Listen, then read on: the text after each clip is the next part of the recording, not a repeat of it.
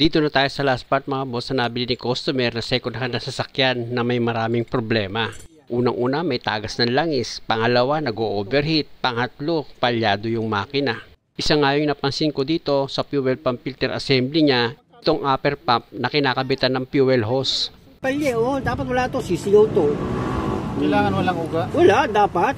Tingnan mo, tagsa na Nakita nyo mga boss, kaya pala palyado itong sasakyan ni customer dahil itong pinagkakabitan ng mga fuel hose maluluwag. Siyempre, papasukin talaga ng hangin yan, kaya pag nag-start si customer, ang lakas ng palag ng makina.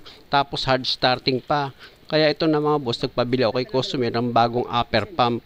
Merong nabibili niyan mga boss, assembly na kasama na yung fuel filter. Kaya lang mga boss, ganitong klase din yung ibibigay sa amin, yung kulay itim. E di nagpabili nilang ako ng magandang klaseng fuel filter, pati itong upper pump mga boss, magandang klase din yan. Pero itong fuel sensor, para hindi na mapagastos si customer, okay lang naman na ibalik ko yan. Basta ang mahalaga, mapalitan ko siya ng bagong o-ring, tapos pwede ko na ngayon siyang ilagay dito sa fuel filter. Yun nga lang mga boss, dahil nga sa hindi na original itong fuel sensor niya, mahigpit yan, kaya ginamitan ko pa yan ng Yabi Turbo para mai-final ko yung higpit dito sa fuel filter. Ayan na mga boss. Kung makikita nyo, hinigpitan ko ng maayos itong fuel sensor niya dito sa fuel filter. Hindi kasi pwede na meron siyang singaw. Pwedeng magkaroon ulit siya ng palya pag ganun ang nangyari. Pag okay na, ibalik ko na itong fuel filter assembly dito sa dati niyang position. Siyempre, yung socket per sensor, ayun muna ang una kong sinaksak. Tapos yung isang fuel hose na galing dito sa tangke, ayan din ang una kong inilagay dito sa upper pump niya. Tapos gumamit na rin ako dyan ng Phillips screw para ma-final ko na yung higpit dito sa clamp ng fuel hose. Tapos inilagay ko na yung 2 bolt na number 12. Ayan mga boss, kung nakikita nyo, pinakapit ko na yun sa thread niya. Tsaka ko ngayon siya hihigpitan. Para pag nag-bleed ako at binomba ko itong upper pump niya, hindi siya magalaw. Matigas siya. Ayan mga boss, dahil matibay na yan, ipapump ko na itong fuel pump assembly ni customer para maglabas na yan ng hangin.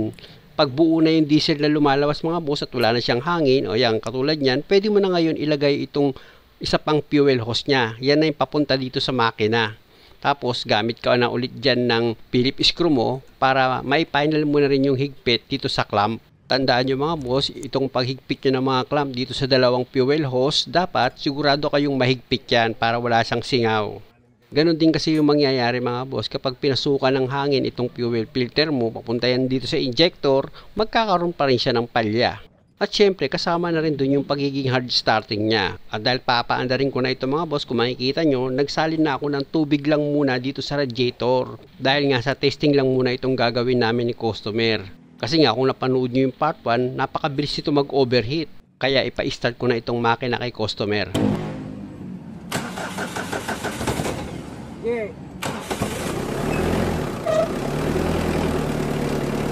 At dahil nga sa ang problema nito, hard starting siya, tapos palyado itong makina, malakas yung nginig niya, ang ibig kong sabihin, magbibleed ako dito sa bawat injector niya. Possible kasi dito mga boss, pinasok ng hangin itong injection pump niya, kaya itong makina, malakas siya manginig pag umaandar. Pag ganyang problema mga boss, ang ginagawa ko lang naman, yung bawat injector niya, binibleed ko, pinapalabas ko yung diesel, para yung hangin dito sa loob ng injection pump, lumabas siya. Nang sa ganun, pag in-start na itong makina, one click at mawala na yung vibration. Kumbaga, titining na yung under ng makina kapag wala ng hangin dito sa loob ng injection pump. Kaya lang, isa yung napansin ko dito mga boss, yung mga nut dito sa bawat injector niya, naku po, ang titigas. Parang hinigpitan talagang sila dyan dahil iniisip nila na siguro kailangan lang ito higpitan, kaya pinapasok ng hangin. Parang ganun ang nakikita kong ginawa dito eh. Kasi nga, grabe naman yung higpit ng nut dito sa injector. Ang hirap luwagan. Sa pagbibleed naman na ginawa ko dito mga boss, isa-isa lang. Gagamit ka lang naman dyan ng open wrench number 17. Una, i-rev mo siya hanggang 1,000 o kaya naman hanggang 1,500. Tapos, luwagan mo ngayon yung nut dito sa injector para yung diesel sumingaw siya. Siyempre, kasama na rin sa lalabas yung hangin dito sa loob ng injection pump mo. Mapapansin mo naman pag wala ng hangin na lumalabas, tumitining na yung andar ng makina mo kahit na pinapasingaw mo yan. Ibig sabihin nun, pwede mo nang isarado yung nut dito sa injector, tapos uulitin mo lang yun sa 3 mo pang natitirang mga injector. Pero kung sa pakiramdam mo, meron pa rin siyang palya, pwede ka mag-ground to, ulitin mo ulit yung proseso na ginawa mo. Pero pag okay na, tumining na yung andar ng makina, pwede mo nang tigilan yun. Gaya nito, matining na siya. Before kasi ito mga boss, kung napanood yung part 1, hard starting ito tapos mabibrate itong makina habang umaandar. Pero ngayon, okay na siya. Wala na oh. Diba kanina palag na palag yung makina. Sabi sa'yo, yan lang yun. Tumining na pre oh. Tumining na yung makina niya. Kanina palag niyan eh. Pa-switch off ko itong makina mga boss tapos papa-start ko rin yan. Tingnan ko kung mag one click na. O diba, one click na pag in-start mo itong sasakyan ni customer. Sabi ko nga kay customer, siya naman yung mag-testing. Switch off niya itong makina tapos siya rin yung mag-start. Bukan mo, ikaw naman patay. Kaya na, kumakalog talaga yung makina eh. O sige, start. O. Ha? Hindi na kapalag. O diba mga boss, okay na itong sasakyan ni customer. One click na pag in-start. May hangin yun, problema yun.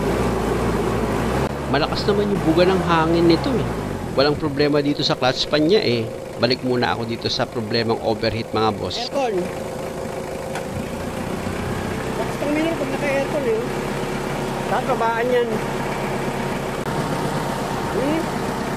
Babaan ko muna itong minor dito sa aircon niya mga boss. Gagamit ako dyan ng open wrench sa number 8. Luluwagan ko itong nut dito sa idle up ng aircon. Ayan mga boss, oh, nakita nyo niluwagan ko. Tapos gagamit ako dyan ng flat screw. Pipihitin ko pa kanan itong screw niya para yung minor ng aircon bumaba. Ayan mga boss, kung makikita nyo, yung pinipihit ko ng flat screw. Gaya nga ng sinabi ko mga boss, iikutin nyo lang itong screw niya pa kanan para yung minor ng aircon bumaba. Ayan mga boss, kung mapapansin nyo, bumaba na yung minor ng aircon. At para hindi magbago yung pagkaka-adjust mo, yung nut niya na number 8, higpitan mo siya ulit gamit yung open wrench mo na number 8. At dahil sa okay na yung pagkaka-adjust ko ng minor ng aircon, pa-switch off ko ulit itong aircon niya. Nakita nyo nung switch off yung aircon, di ba? Bumaba na yung minor niya. Ipapa-switch on ko ulit yung aircon niya, dapat yung minor tataas naman. Yan. O, tama. Hindi naman lang kasi minor.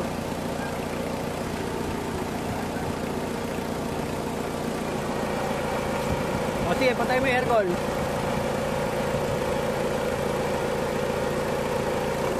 Makina, patay yung makina. Patay yung makina. O, start. O, diba? Click na. Patay mo ulit, makina. O, sige, start mo ulit. May problema naman to sa support. Yung support naman, AG support. May kalugdugan yung makina eh. Unti-untiin mo lang yung paggawa mo dyan. Unti-untiin mo lang. Hindi support sir. Oo, AG support. Aircon.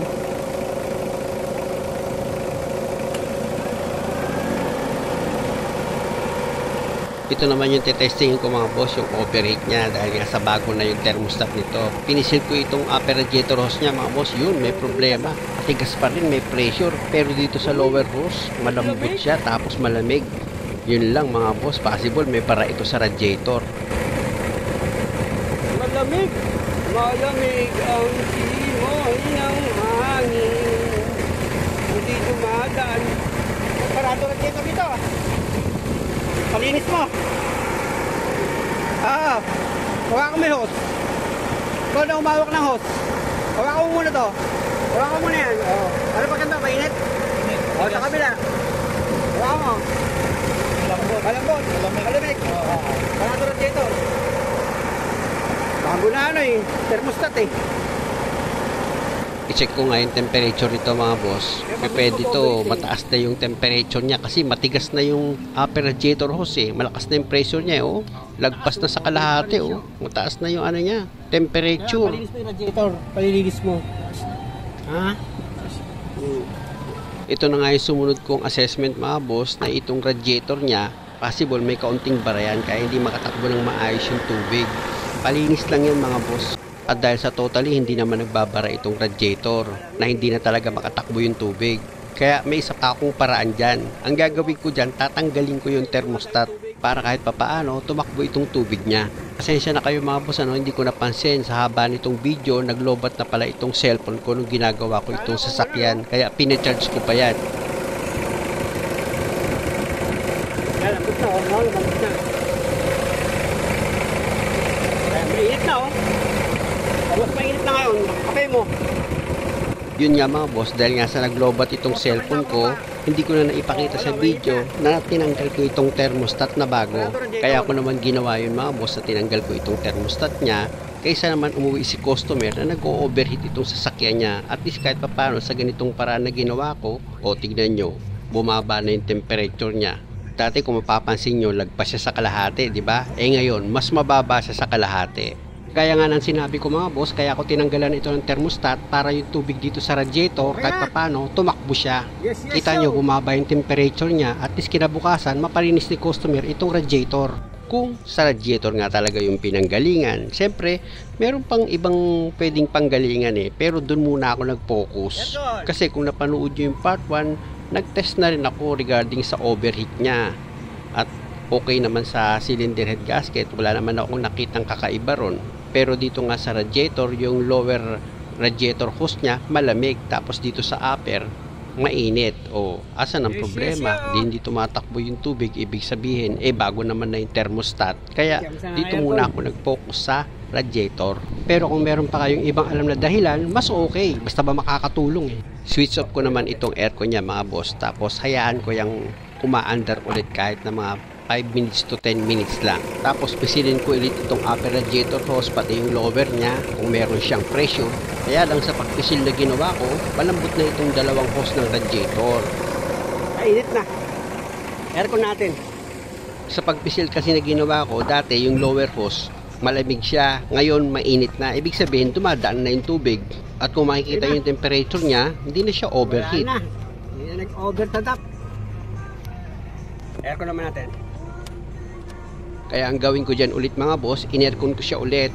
Tapos lalabas ulit ako dito sa sasakyan, o obserbahan ko ulit siya na naka-aircon kung mag-overheat ito. I-check ko rin yung buga ng auxiliary fan niya. Yung pan malakas naman yung hangin Okay na, 5 minutes tayo. Check ulit.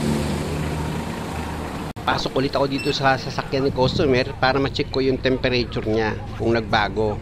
Ayan na mga boss, kung makikita nyo yung pointer niya dito sa temperature, mas mababa siya sa kalahati. Ibig sabihin, possible nga na may kaunting bara ito sa radiator. Kaya nga sinabihan ko si customer na try niya munang ipalinis itong radiator, tapos ibabalik niya na lang yung thermostat. Pero kung ganun pa rin, sabi ko nga kay customer, ibalik niya sa akin para ma-troubleshoot ko pa siya ulit.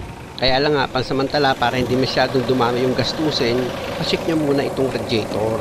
Kasi nga mga boss, kung natatandaan nyo, meron akong inilabas na ganyang klase ng video Kotse yun mga boss, napakabilis nun mag-overheat. Ganito rin ang problema niya.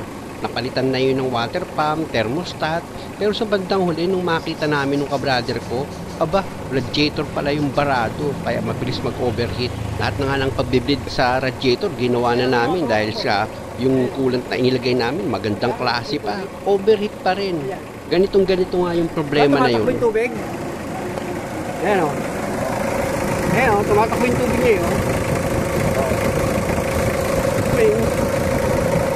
Gumagana yung water pump niya. Kaya para hindi muna kami masyadong lumagpas doon sa dapat namin gawin, sabi ko nga kay customer, ipacheck niya muna itong radiator niya. Total, hindi naman na tumataas yung temperature niya. At patunay niyan mga boss, ibaba ko na itong hood at ma-check ko ulit yung temperature niya dito sa loob ng sasakyan. Muli mga boss, maraming salamat sa panonood. Sana nakakuha kayo ng idea. At kung maaari, huwag nyo naman sanang kalimutang mag-subscribe sa channel ko. Maraming salamat. Ito na mga boss. Diba? Kung makikita nyo yung temperature niya, mas mababa siya sa kalahati. Actually mga boss, 3 days na lumipas niyan. Kaya nga, inaabangan ko yung tawag ni customer kung kumusta na itong sasakyan niya. Salamat!